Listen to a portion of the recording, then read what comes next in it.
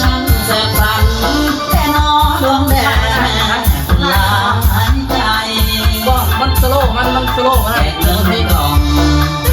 เช่าห้องให้น้องรองชายเจ้าของรองเท้าเป็นใครช่างยามใจพี่ชายเหลือ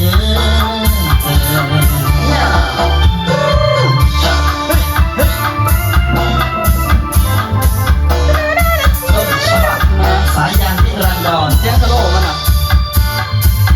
เพลงที่โด่งดังที่สุดในยุค90 90บอก